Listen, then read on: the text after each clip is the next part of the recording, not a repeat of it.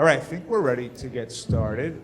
Thank you all for coming. I'm Bradley Tusk. I am your moderator for the panel tonight, and this is also my bookstore, so thanks for coming.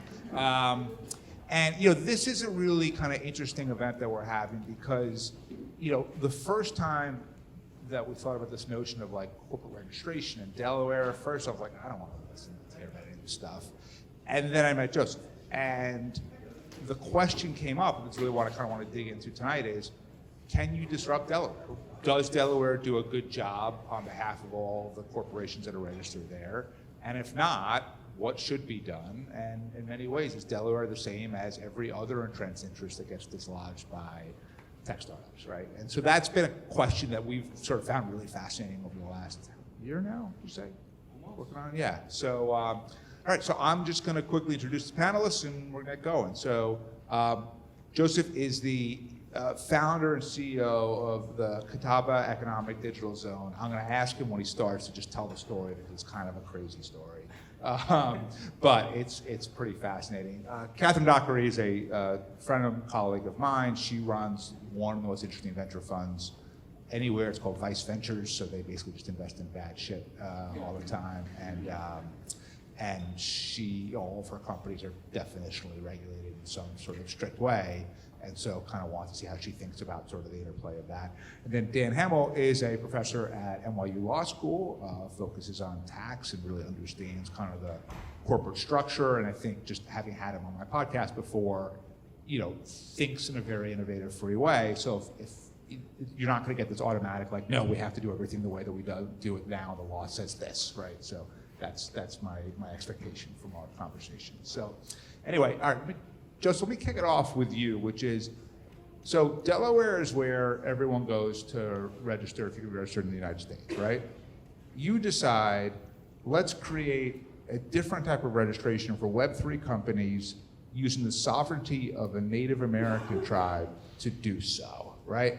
One, how'd you come up with this? And then two, what does it all mean and how's it going? Well, I wish I could say that I was just intelligent enough to come up with it, but like most good things in life, I fell into the opportunity. Okay. I've been in the special economic zone space for the last several years now. And for those that don't know, a special economic zone is an area within a host country that has different policies that make it attractive for businesses or residents. The most famous examples are Shenzhen, for instance, which was a simple fishing village of about 30,000 people in the 1980s, and now has a population of 18 million and a GDP equivalent to Ireland, Portugal, or Vietnam. Also, Dubai, essentially the reason why Dubai is what it is today, a global city, is precisely because they had 40 different special economic zones. So we started up a nonprofit in that space and did some for-profit consulting on how to make special economic zones. And the tribe actually reached out to us because we had experience in that space. And actually, when I first heard about this opportunity, having a tribal special economic zone, I actually rolled my eyes. I thought it was silly. I thought, because most people in the United States, they hear the history of tribal governance and they think, well, that can't work. But the more you actually read into it, I'm happy to say I was completely and totally wrong. They do have true sovereignty. And in fact, they have at least the same level as US states in regards to commercial law and business regulations. And to your point, the reason why it hasn't happened before is not because they don't have that legal authority. It's simply because, as for historical reasons that we're all perfectly aware of, they didn't have the money and expertise to run a full, comprehensive jurisdiction for other companies. They've been doing this one-off jurisdictional arbitrage and gaming and payday lending. But now this opportunity to change that. I've been talking quite a bit. So just one quick follow-up, which is, okay, so they have the sovereignty and the authority to do it, and I'm going to hit Dan next with kind of a similar question, but what made you say, okay, let's create a startup focused specifically on Web3 companies? What made you feel like what you could offer through them is so much better than the status quo? Well, part of it is just the simple economics of it. If you're looking at a project, you want to focus on scalability and low marginal cost of acquiring a next customer. And customer incorporation is very much like a SaaS platform in the sense that you can have near infinite scale, and the cost of acquiring new customers is essentially marketing to them. So on that front, that's pretty standard. In terms of why we pick that target market, it's low-hanging fruit because of ultimately when what's that? Okay. Whenever you focus on a new business, you need a niche market. Facebook didn't just go out to the world. They started at Ivy League, then they went to larger universities, and then they went out to the world. Similarly, we can't just disrupt Delaware day one. We have to focus on a target market that we can have an advantage in. And in the case of Web3, there's a lack of clarification about how these rules are operating, not even over-regulation. So just by simply providing that clarification, we can secure a niche and then scale to other business models and eventually disrupt Delaware. So Dan, should Delaware be disrupted, and can Delaware be disrupted? I like Delaware. It's a nice state. I've, full disclosure, worked as a consultant to the state of Delaware on some corporate law and First Amendment related issues. But Delaware disrupted New Jersey. So used to be that New Jersey was the place that you went to incorporate. And I imagine at some point Delaware will lose its leadership, just as IBM is no longer the largest corporation in the United States. Like, we no longer live in the Roman Empire. So there will be a day post-Delaware. And I'll talk about some things about Delaware law that are really nice. But do I think we've reached the end of corporate law history and Delaware is what we will do forever? No. So disrupt away. And do you see kind of how Web3 is sort of a separate category of that? Or is your view just that at some point someone will do it better than Delaware, hopefully Joseph, and they'll just take the title? I don't think there's, and maybe Joseph will convince me otherwise, I don't think there's anything specific about Web3 that, Web 2, for the most part, is incorporated in Delaware. The corporate law is about your relationship, the relationship between management and shareholders, and the relationship between the people who are operating the corporation and the people who might sue them. And Delaware has developed legal technology that then is interoperable with other technologies. So it works with mainframe computers. It works with companies that are trying to create social networks. I think the Facebook analogy is really great because there's nothing about Facebook and Ivy League campuses that's particularly synergistic. Facebook also works for high schoolers. Facebook works for retirement communities. But what Facebook realized was this is a space where there are network externalities. You want to be doing the same thing that other people are doing. And if you could get the lawyers who are advising Web3 companies to become familiar with Catawba law and advising and it really helps to have your lawyers familiar with the law of the jurisdiction in which you're incorporated, then that's the beginning of your disruption of Delaware, just as Ivy League campuses were the beginning of Facebook's disruption of MySpace.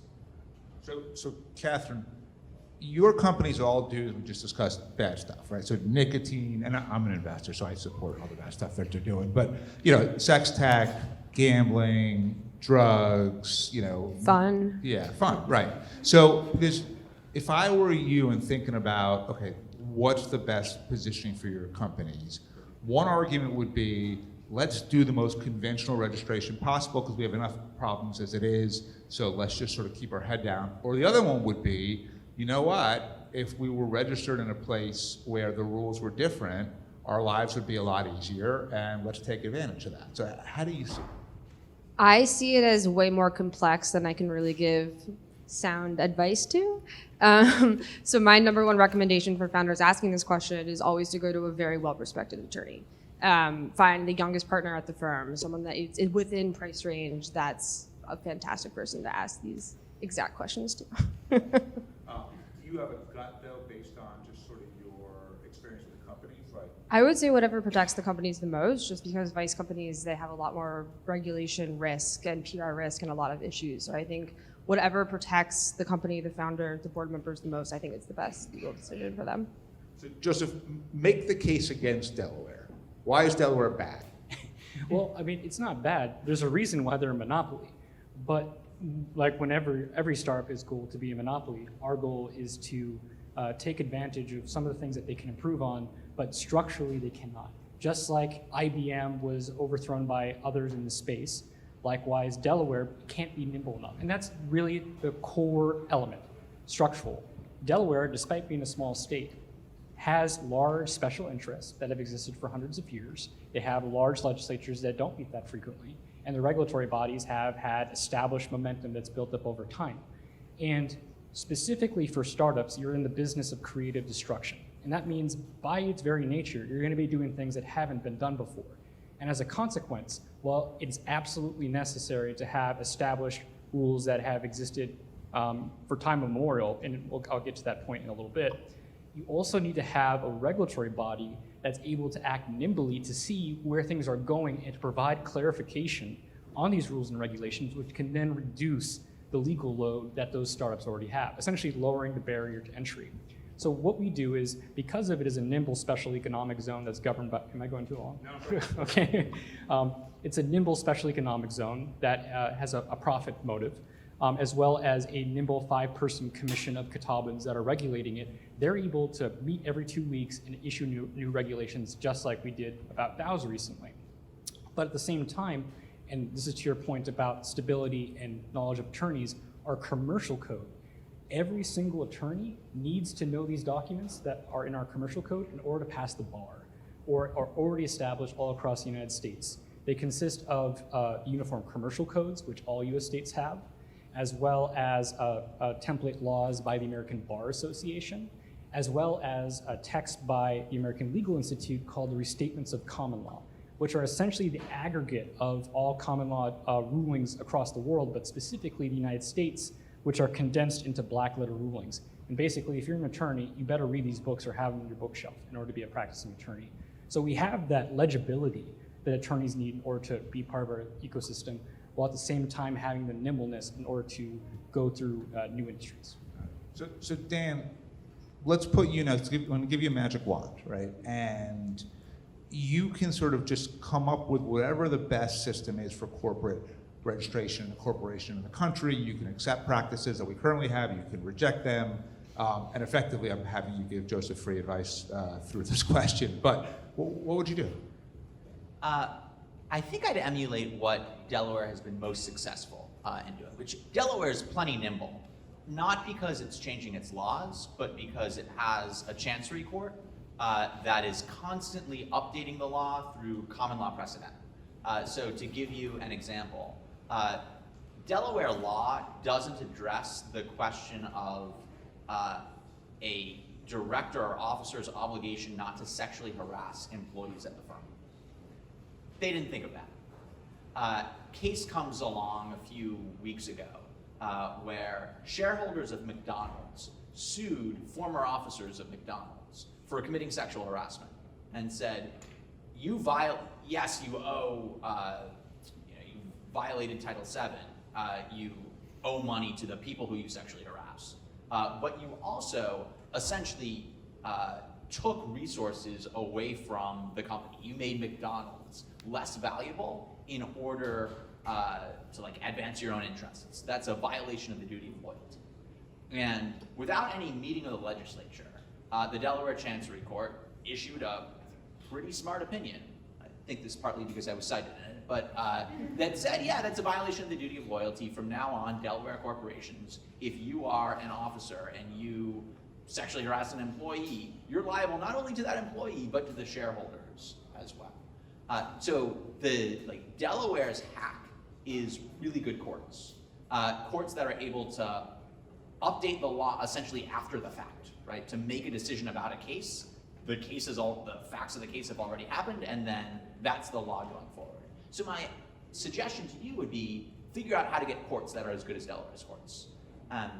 That might mean bringing in judges from other jurisdictions, like retired judges. A lot of states have retirement ages, so you've got smart people who are looking for ways to use their time. And another thing that Delaware has done quite effectively is it's a pretty liberal state, but it does not allow partisan politics to affect its corporate law. There's actually a requirement that no more than a majority of the judges on the Chancery Court can be Democrats or can be members of any one party. So I'd figure out a way to make sure that you can commit to corporations that we might not like what you're doing, whether that's cannabis or tobacco or guns or crypto or whatever. But we're not going to allow our values to affect our adjudication of your disputes with shareholders. Right, so that should perfectly leads into the question for Catherine, which is values, right? So at the end of the day, regulation reflects our kind of moral, and cultural, and social norms, right? And in the U.S., the default is like, okay, we start the process here in Delaware and go from there. How would you sort of differentiate kind of the U.S. approach and values towards vice categories compared to other parts of the world? That's a very interesting question because I think in the US we have a lot of fighting over the concept of personal choice versus regulation, right? So as a vice investor, obviously I'm a huge fan of personal choice. I believe that everybody has the decision to make what they want to do. What was the second part of the question? Is it just is the US like puritanical? Are we more permissive? We have a very high tolerance in this country for sure compared to other countries, I think, in terms of kind of how we regulate things. But I guess one argument that proves me wrong would be nicotine. So in 2009, Philip Morris was Altria at that point. They separated. And because it was so difficult to do business in the US with anything tobacco or nicotine related, Philip Morris found it much more profitable to sell out that business and spin it out entirely and operate everywhere else in the world except the US. So it's interesting in that regard. We're very anti-nicotine, but we're very pro-alcohol, for example. Yeah. Do you think that's a reflection of just who has better lobbyists, or do you think that's like a historical over time? I think a lot of regulators have the image of their mind of the Master Settlement Agreement, which was when members of big tobacco firms first admitted that nicotine was addictive. And I think we've seen a lot of the harm that nicotine can cause. So I think it's hard for Americans specifically to kind of understand that harm reduction options are available and nicotine isn't all terrible. Right. So Catherine actually did my podcast today, and we were like, I actually was trying to get you to say that nicotine was harmless, and you wouldn't I refused. Say it. I was, Did not take the bait. Pushing for it. So crypto obviously has taken quite a hit over the past 18 months or so, and then FTX was sort of the cherry on the sundae, or whatever the cliche is there. You envision or are creating a registration system primarily or initially for Web3. Web3 is not going away, right? It's still going to happen. So, but at the same time, there's got to be fewer registrations happening at the moment just because it's not a good time to raise money and create a company. So, how does the collapse of crypto affect what you're trying to do, both short-term and long-term? Well, for one, it shows the pure demand for this type of governance. The problems that we have seen systematically across the last 18 months, but especially with the role of FTX, is that there aren't clear guardrails. FTX is not a US company, or at least their main company was not a US company. They were offshore, and the reason for that is there's a lack of clarity. And because of that, you were able to have, frankly, fraudsters being able to set something off offshore that's lightly regulated, that took everyone for a ride. And you see this across all the large players. And you're seeing a lot of actions right now, not from Congress, and not even through regulations, through enforcement by regulators that are actually just hastening this problem. In the last couple of months, we've seen actions by the Federal Reserve, the OCC, the IRS, and today the SEC again with Kraken, that are pushing more and more companies outside the United States.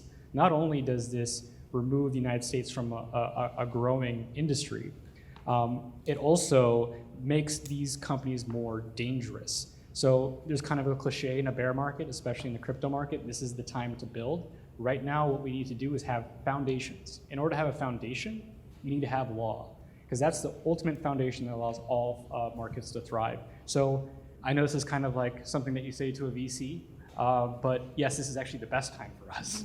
I hear that a lot these days. So, all right, so Dan, when a company, my guess is, show of hands, if you hear about a company that like incorporated in the Cayman Islands, do you think something fishy is happening? Raise your hand if it's a yes. Okay. Is everyone who's incorporating the Cayman Islands doing something fishy, or are there legitimate reasons to be there? Oh, there are totally legitimate reasons to incorporate in the Cayman Islands. Most hedge funds have a Cayman Islands blocker corporation partner. NYU has subsidiaries in the Cayman Islands. Incorporating in the Cayman Islands is like almost necessary if you have tax-exempt investors from the U.S. And so then, is there a reason why the U.S. shouldn't sort of say, okay, here's an opportunity of, there's demand for this type of registration, why don't we just create a new subcategory and keep all that revenue here? Yeah, we should totally do that. I mean, the Cayman Islands, it's not making that much revenue from this, but this is like a complex workaround. Well, part of it is the Cayman Islands solution, and the Cayman Islands solution arises to a tax problem. It's like so cheap that no one really has an incentive to lobby for bringing it on shore. Because like, I don't know, you go to the Cayman Islands every decade to check on your blocker corp there, and it's a nice vacation, and like lobby for changes to laws that actually affect your business. So, Catherine, most of the stuff that you invest in, or a lot, is sort of a tangible product in some way that the consumer gets. But I'm sure that you get pitched kind of Web3 versions of Vice all the time. So, one, what are some of the crazier versions of Web3 Vice that you've seen? And two, are you bearish overall on it because of the collapse of crypto, or do you think it's still a super viable investment market? This is a hot take, but I'm an anti-crypto and anti-Web3 since I first heard about it. So we do not do any business with companies who operate in those spaces. But if I see one more OnlyFans Web3 pitch, I might pull my hair out. So why anti-Web3? So I get anti-crypto, right? Because you could just reject the premise of it, but Web3 arguably is just the next iteration of what we have. It's progress. Why wouldn't you want progress? As a portfolio manager, I'm constantly trying to return capital as soon as possible. And looking at a nicotine goods company where there's real sales, there's real product market fit, there's real regulation backing it, investing in something like that, or investing in a Web3 cigarette brand, right? Like, one is much more appealing to me than the other. So I think it's kind of too early. I think a lot of the pictures or the images are still kind of being determined. So for me, it's uninvestable, but I've been wrong before for sure. So. All right, so defend Web3 for us and why you think it's ultimately the future of everything. Well, I definitely agree that there's a lot of, I'm not going to say the word, but a lot of not good things about Web3. And there's a lot of scam artists. And there's a reason why it's developed this reputation. But the point remains, Web3, and more specifically, distributed ledger technology or blockchain technology, is foundational towards progress in computation. It is the ability to have immutable ledger for contracts or for money and payment rails, and for corporate structure in the future. That's going to be absolutely vital. And to be able to reduce the ability to do business across the world, that's how we unlock the potential of people that have been left behind. This is a technology that can allow everyone else in these emerging economies to actually participate. And that's why so in the midst of all the craziness of last year, one of the conferences that really stuck out to people was a Bitcoin conference in Nigeria, because there you were seeing real use cases for how this could help people worldwide. As long as we continue to build that, then we'll be fine, but you can't do that unless you have clear rules about what are the ways of the world. So he mentioned or alluded to smart contracts, and so I've been wondering about this, which is, so is there, and this is true of a lot of things on blockchain, do you see a world where a blockchain-based contract is a real step forward in the field, or do you think it's just sort of people trying to take existing stuff and make it sound cooler? I'm somewhat optimistic about Web 3.0 and its just currency application, because moving money across international lines is really hard. Like, try sending a remittance to India, and Western Union skims off a lot, and I'm sure Bitcoin wasn't it, but someone will figure out a way to do that more efficiently. The problem with smart contracts is, like, it requires really smart people, and one of the reasons why we have dumb contracts is because we write down contracts and then we reach an ambiguity. We're not sure how to resolve that. Like, we didn't think about that ex ante. So we go to judges and we hope that we choose reasonable judges who come up with a sensible solution. And like that's what smart contracts are trying to avoid. But that's law's killer app, right? Figuring out how to resolve ambiguity after the fact in a reasonable way. So I don't see why people want to get out of that. Yeah, I 110% agree. In fact, what I've been saying is, because there's this phrase in Web3, code is law. That's total crap. Law is law. You need interpretation, you need nuance, you need people actually analyzing a case to determine whether or not it was the people's intention, whether it's in line with well-established rules. But they're not mutually exclusive. In fact, in Web3, they have a concept called Ricardian contracts, where they have in parallel a written contract and they have a web application. And if you have that in parallel, you can avoid a lot of the problems that you're currently experiencing in DAOs.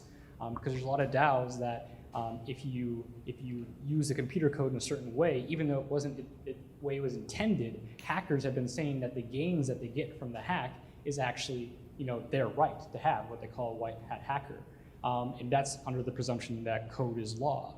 But what you need is a mixture of the two, not just the code itself, which can help facilitate and reduce transactions and not having to rely on much as on attorneys, which can increase the cost of doing business. But at the same time, being able to have interpretation in cases where things go wrong. So Delaware, one thing I think could argue is, you talked about the importance of the rule of law and there being kind of a legal system. Delaware is part of a national legal system that often functions okay.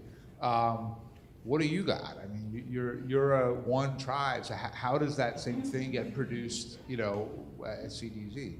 Well, the beautiful thing is that a lot of what Delaware is kind of like Linux. And you find that most Google products are using Linux. It's all open source. So for instance, the commercial code and the corporate code that we have, that's not necessarily Delaware, but its sources are very similar to Delaware or by sources that recommend to Delaware without the special interest laden provisions. Sorry, what was your question again? So just the legal infrastructure Yeah. that you were sort of touting, Gotcha. you don't have one, right? Yeah, well, actually we do. And the thing is, for one, the legal infrastructure of the corporate codes that we have, and in terms of the case law, which is always the argument specifically about the Chancery Court. So eventually, yes, we do have plans to scale to have our own full service commercial court system. But the beautiful thing is, as you know, is that within every contract, you can have a choice of venue. So if you have a Catawba corporation, you could still have the benefit of having your venue be the Chancery Court and have those years of commercial code. In a sense, Delaware is kind of subsidizing this, in a sense. But the benefit that we have that they don't have, we have all that Linux software, but we also have the hardware, the nimble regulatory body in an SEZ model that's able to, no matter what Delaware or Wyoming puts out there, we can move there quicker and with better customer service with the same Linux software attached.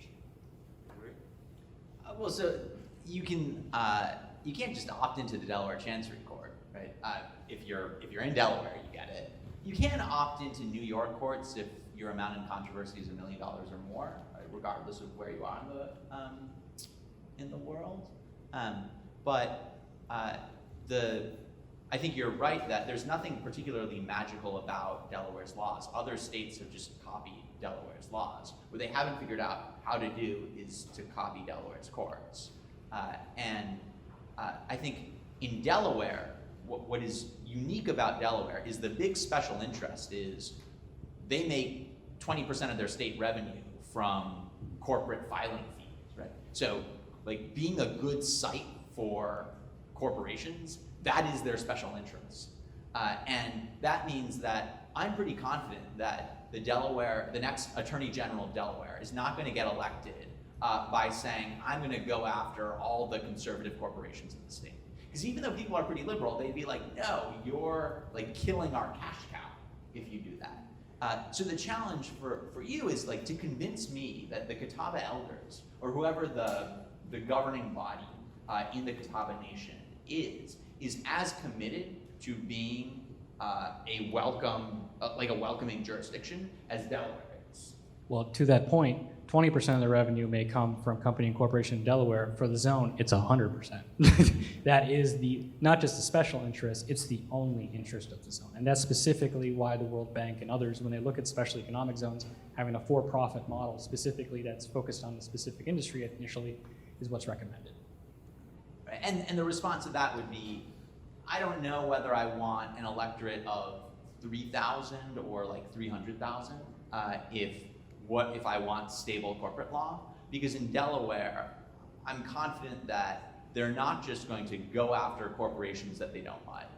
On the other hand, there are enough people there, like the corporate sector is a big portion of the state. That's part of what makes Delaware, like that's part of Delaware's secret sauce. But it's also not that like one wacky guy and his friends will crash the election, right? So if there were just 3,000 people in Delaware, I'd be a little concerned about that. And then the challenge is like to convince me and to tell us things about the governance structure and the Catawba Nation. So we are convinced that they will continue to be generating reasonable rules. Well, here's the more fundamental reason why. And this is something I'm the most proud of. For one, this was all done in a grassroots movement. My wife and I, the VP of operations for the zone, we moved down when we had the initial agreement with the tribe to work on the zone. A lot of other people, especially during COVID, it was 2021, they would have just done everything via Zoom, but that would have never worked. And what we did is not just engage with the elected leadership and with the tribe's attorneys developing the legislative package.